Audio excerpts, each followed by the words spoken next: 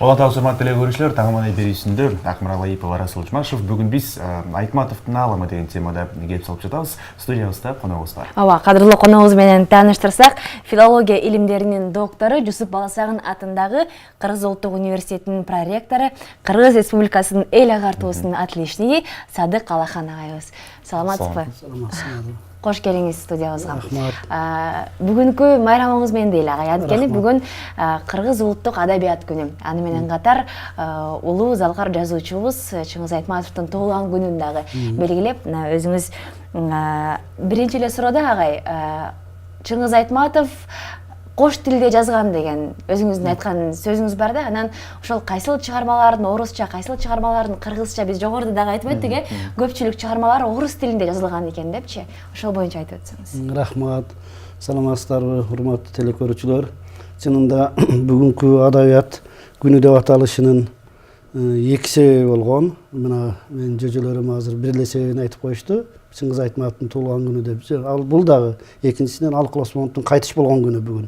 Ошол экөөнүн бир күндө болуп калганы үчүн анан жазуучулар союзу атайы кайрылуу жасап, анан бул күндү Чыңгыз Айтматовдун менен Алык Осмоновдун экөөнүн биринин төрөлгөн, биринин кайтыш болгон күнүнөн улам адабият майрамы болсун деп, адабият күнү деп аташкан. Ошондон бери мына бир канча жылдан бери адабият күнү деп эсептелип атат.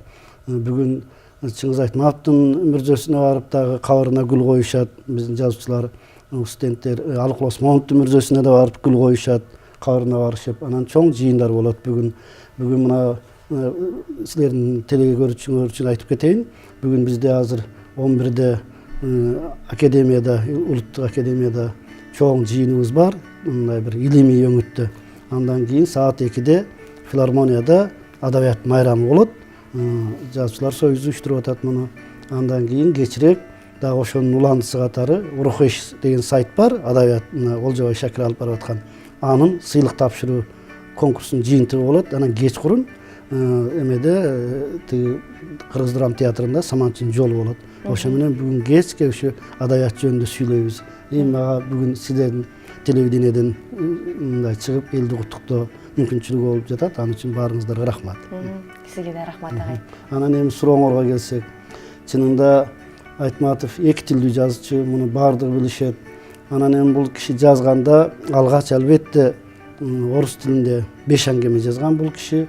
Ал жана баарыңар угуп бир окуй элек Гезчи Дижио, андан кийин Ашым, андан Сыпайчы, анан Биз аралап барабыз, Медиум Даши деген, анан Кайрак жерде деген 5 аңгемеси болгон. Бул 5 аңгемесинен гезитке чыккан боюнча эч жака чыга элегиле. Анан мен изилдеп, таап архивтерден анан кийин Айтматовдун алгачкы аңгемелери деген монография жазганмын. Бул 5 орусча, англисче дейм, орусча чыкты. Андан кийин баарыбыз мектепте окуган Акжаан, Асма көпүрө, Түнкү Сугат, анан Асма көпүрө деген 3 аңгемеси кыргызча жазылган.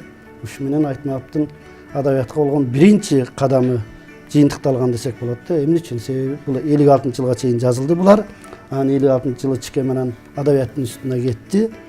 Адабияттын үстүнө баргандан кийин ал жерде 2 жыл окуп туруп, анан атактуу бетме-бет менен Жамиланы жазды. Бирок булар экөө тең кыргызча жазылды да. Мына алгачкы 5 аңгемеси орусча, анан 3 аңгемеси кыргызча, андан бетме-бет менен Жамила орусча, кыргызча, ошо менен 5 кыргызча болду. Андан 59-жылдан баштап жанагы Ботокөз булак менен Делбирим жазылды. Булар орусча жазылды. Анан 7 болду. Андан кийин биринчи мугалим жөнүндө баллада деп жазылды. Ал ошентип чыккан биринчи первый учитель, биринчи мугалим. Ал кыргызча жазылды дагы, Саманчынын жолу кыргызча жазылды. Эми экөө тең баардык кыргызча жазылган, айрымдар айтат Айтматов тилди кыргызча анча өздөштүргөн эмес. Түк андай эмес. Мына бетме-бет кандай сонун кыргызча. Жамилада жанагы август түндөрү, жанагы звездопад, жылдыз төгүп турган күндөр, кандай түндөр сонун сүрөттөлгөн. Ал эми тиги менен Саманчынын жолун айтпай эле кой, биринчи мугалим кандай сонун кыргызча. Андан кийин 66-жылы жазылды, Гүлсарат. Ал орусча жазылды. 70-жылы Аккеме жазылды, ал орусча жазылды. Анан ошо 70-жылдардын башында чыккан кайрадан кыргызчага өтүп, Кайрылык куштар келгиче деген роман жаза баштады. Тарыхый роман жазыла баштады. Мындан үзүндүлөр чыкты, чоң үзүндүлөр чыкты, бирок бүтпөй калды да. Бул бүтпөй ошо эмесинде чыгармачылык урчунда калды. Эми бул боло берет. Бул чыгармачылыктын мыйзамы ченем ошондой. Кээ бир чыгармалар калат, кээ бир чыгармалар бүтүп, жазуучу өзү көңүлүнө толбой калып аны чыгарбай коет. Андан кийин 75-жылы тиги эме жазылды, турналар жазылды. Эрте жазда келген турналар жазылды. Бул да орусча жазылды. 77-жылы жана ала күчүк өз ала күчүк деп коер эле. Бегүчү программа жана деңиз жойлор жоткон ала дөбөт жазылды. Бирок ал дагы Звезда журналына чыкты, орусча жазылды. Андан кийинкилердин баары дээрлик орусча жазылып калды да. Анан кийин бирок чекем алгачкы чыгармаларын кайра айтам, жана Үч аңгемени, Бетме-бет менен Жамиланы, анан Биринчи мугалим менен Саманчынын жолуну бул кыргызча жазды. Кыргызча жазып, кыргыз тилин ушунчалык мыкты билер эле. Айрым макалаларын кийин кыргызча жазып жүрдү. Анан эми шарт ошондой болду. Ал киши анан көбүнчө тиги Москва менен карым катышы бекем болуп калды. Москва өзүнө тартты бул кишини. Себеби бул дүйнөлүк аренада аброю өтө чоң киши болду. Дүйнөлүк коомчулук, айрыкча дүйнөлүк интеллигенция, дүйнөлүк саясий күчтөр да мындай саясаттын элитасы дагы чекемдин сөзүнө кулак төшөгөй турган мүмкүнчүлүк болуп ошондой деңгээлге жеткенден анан албетте Москва кишини өзүнө тарта баштады. Мунун эң айкын күбөсү катары Горбачевдун учурунда бул жанагы президенттик совет деген бул эме дээрлик политбюрону алмашкан контингент болуп калган адамдардын тобу. Чекем ошол жерде иштеп калды да. Бул деген СССР деген империянын бүтүндөй ички саясатын чече турган адамдардын тобу болчу. Анан ошолдо иштеп калды. Андан кийин Россиянын теги Бенилюкстөгү эмеси болуп калды, өкүлү болуп калды, элчиси болуп калды. Ушунун баардыгы чекемдин саясий жана адабий эмесинин теги өмүрүнүн кош катар жүргөнүнүн далили болуп калды да. Садык агай, Чыңгыз Айтматовду мамлекеттик жана коомдук ишмер деп дагы айтып атабыз да. Анан ушул кыргыз мамлекетинде кайсыл орундарда иштеди, кайсыл кызматтарды аткарды? Чекем эми бул алгач баарыңар билесиз, эгер кадимки жөнөкөй эле айылдын баласы болуп келди, Жамбылда окуду, зоотехникумда, андан кийин келип эме тиги айыл чарба институтунда зооветеринарный техник эмени факультетти бүттү. Анан кийин мына Орто Сайда чоңарак жакта кадимкидей эле фермада, жана племенной фермада зоотехник болуп иштеп туруп, андан чыгармачылыгына келгенден кийин жана Москвага кетти дедик. 56-58-жылы келгенден бул биринчи мындай бир расмий кызматы бул Литературный Кыргызстандын башкы редактору болду. Башкы редактор болду да, андан кийин ал жерде иштеп туруп, анан 63-жылы Кыргызстан кинематографисттер союзу уюштурулуп, анан чекем анын биринчи төрагасы болду. Ошону иштеп жүрдү. Ал жерде гана 62-жылдын аягында келди дагы. 72, 82, 24 жыл иштеди. 24 жыл иштеп, анан 86-жылы анан Масалиев бийлик алмашкандан кийин Усуалиев экөө. Усуалиев экөөнүн карым катышында жазып эме кылган. Усуалиев аксакал 85-жылы Горбачев ал кишини иштен алгандан кийин 4-ноябрда. Анан 86-жылы бир жайында ушу июндарда анан чекем суранып атышып, Масалиев анан жазуучулар союзуна алып келди. Негизи ордо ошол жерде болчу да. Анан бийлик жолотпой турду да. Чет мамлекеттегилер, башка жактагылар ойлошкон, Кыргызстан жазуучулар союзунун төрагасы бул Айтматов болсо керек деп. Андай болбой жүрдү. 24 жыл киши ал киши кинематографисттер союзун башкарып турду. Анан 86-жылы келип расмий кызматы ошол эме болду. Кыргызстан жазуучулар союзунун төрагасы Жолон Мамутов орун басары болду. Эми чекем мындай чоң жыйындарды гана алып барчу, жазуучуларга тиешелүү мындай маселелерди чечип берчү. Мисалы үчүн жанагы азырга чейин чуусу бүтпөгөн үйдүн каражатын чечип берген. Мына эме Байтиктин орталышы ал учурда үстүнөн эбегейси чоң жерди дача алып берген, жазуучулардын баары көп ошол жерге дача салышты. Ушул сыяктуу чоң маселелерди чечип берет. Анан калганын баардыгын албетте жөкем алып барады, Раматылык Жолон Мамутов. Секретарлары Казат Акматов, Өсөкөм, Даникеевтер ошолор алып барышчы. Андан кийин эле ал кишини Москвага алып кетишти да. 89-жылы мен окуудан келдим. Ошо 89-жылы иностранный литературанын башкы редактору алып кетишти. Бир эле учурда Кыргызстан жазуучулар союзунун төрагасы, анан иностранный литературанын башкы редактору. Эми бул өтө чоң журнал болгон, өтө абройлуу журнал болгон. Андан кийин анан жанагындай болуп президенттик советтин мүчөсү болду. Анан кийин элчи болуп кетти. Кийин анан Кыргызстан өзүнүн эгемендүү болгондон кийин Кыргызстандын элчиси болуп калды. 7-жылы келди, ошо 7-жылы 8-жылдын башында келди. Ошондой коомдук иштерди аткарды бул киши. Агай, ал эми адабият тууралуу бир аз суроо берели.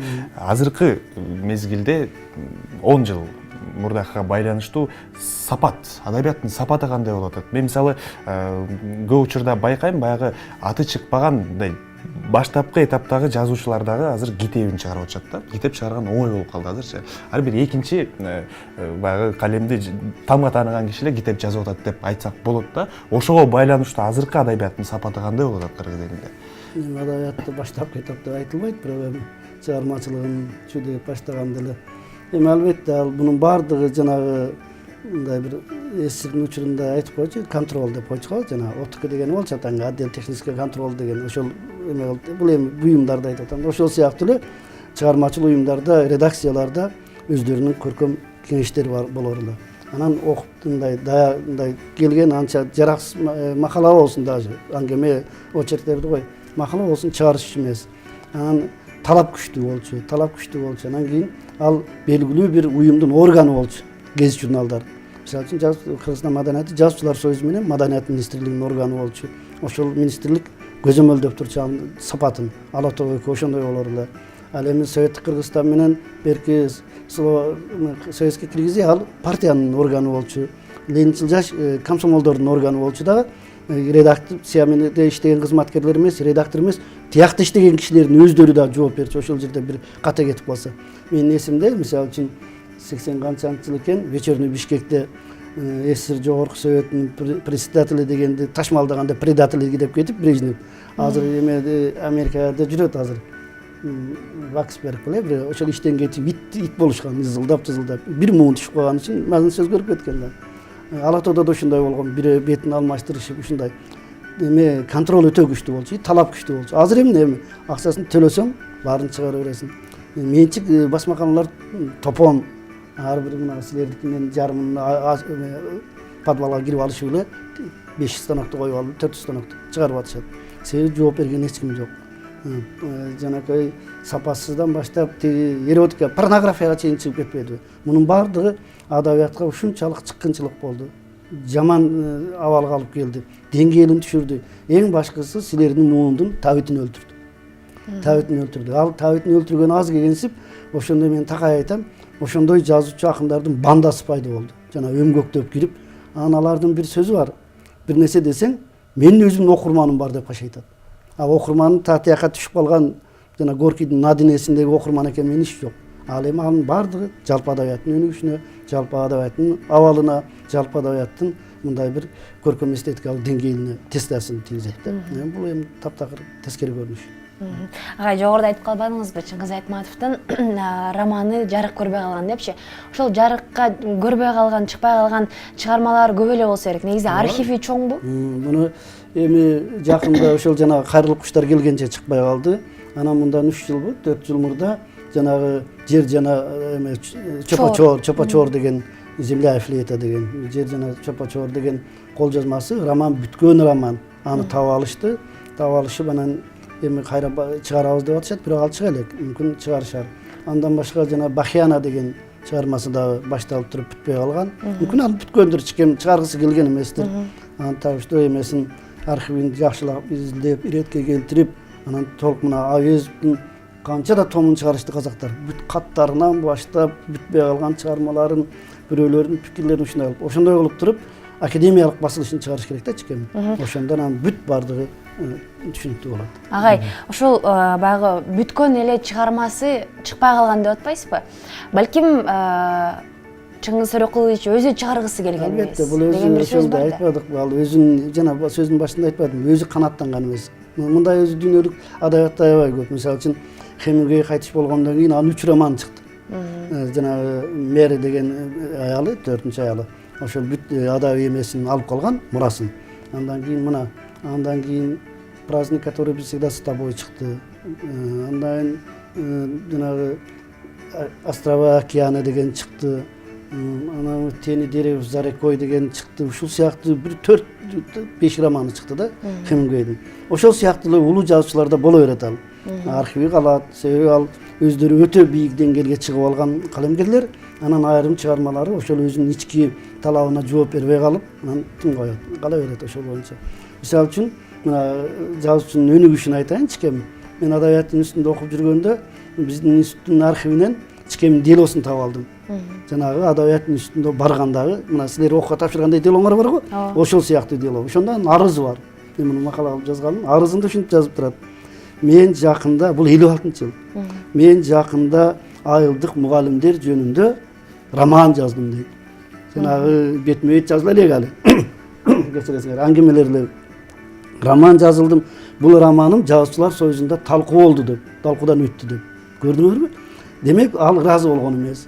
Андан 5 жылдан кийин анан жанагы биринчи мугалим жөнүндө баллада чыкты, повесть болуп, роман эмес. Демек чикем уже бетме-беттин, Жамиланын, мен Делберимдин, анан кийин жана Тепелек Майкрасын кез. Анан кийин мен жанагы Ботокөз булактын тажрыйбасынан келип, кайра кайрылганда, жанагы роман ал таптакыр бир белекет болуп калса керек. Анан аны кайра иштеп чыгып, анан биринчи мугалим жазган. Демек ага кайра кайрылат, кээде ошо боюнча калат. Чикем дагы бир кайрылган аңгеме эмеси, чыгармасы бул бетме-бет болду. Кийин 74-жылы менин орустун улуу жазуучу Валентин Григорьевич Распутиндин эмеси чыкты, жанагы повести. Ошол дезертир жөнүндө ал дагы последний срок деген, акыркы мөөнөт деген, Андрей Гусков деген, мен Настена деген экөөнүн балалуу болбой жүрүп, тиги согуштан качып келип, ошондон анан тиги бекинип жүрүп жолугушуп жүргөн балалуу боло турган болуп калып атпайбы, ушундай трагедия да. Анан ошону окугандан кийин, это великий повесть. Эми ушунчалык сонун чыгарма да. Ошону окугандан кийин чикем бир интервьюсунда бар. Мен бетме-бетти дурус иштебей калыпмын көрсө. Мен мына Распутиндин повести мени көп нерсе ойго салды деп.